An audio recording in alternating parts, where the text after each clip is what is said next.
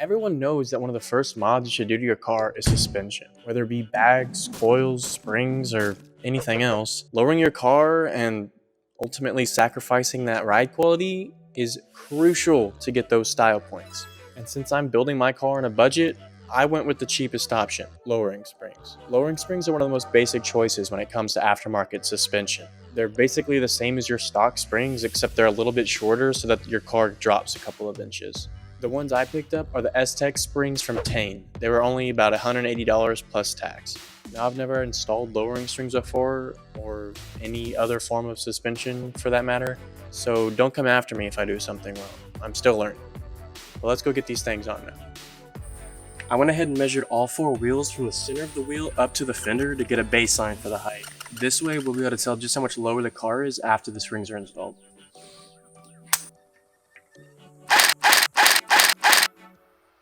The car is up, the wheel is off, and if I'm correct, there are 4 bolts on the bottom and 3 on top, and once they're out, the whole strut should just fall out and we should be good to replace the spring. First one down here is holding on the brake lines. I don't think that's just supposed to do that.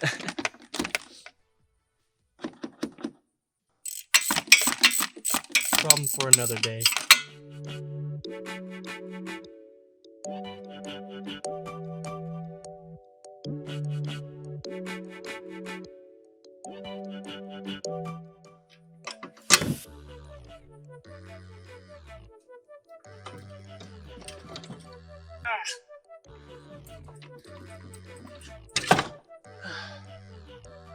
Oh, so immediately following this clip, I thought I had actually broken my CV axle, and I had actually called up AutoZone and ordered a new one, but upon further inspection, I just realized that it was just not lining up correctly and it wasn't actually broken, and it was a whole ordeal. It wasted hours of my time, but anyways, back to the video.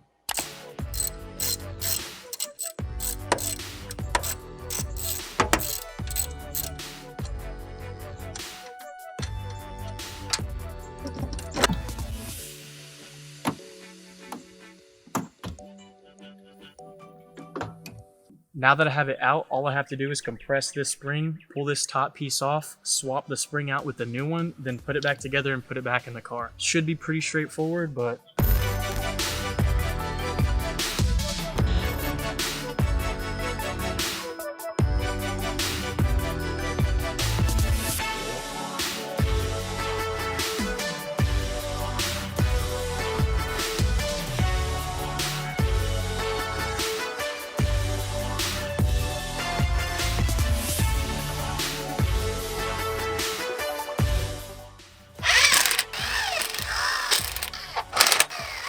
Three hours later.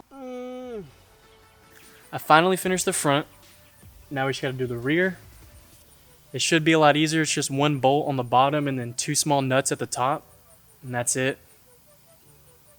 The rest of the process is the same, just swapping out the spring. I'm gonna go ahead and get this crap over with so I can go inside. It's freaking hot.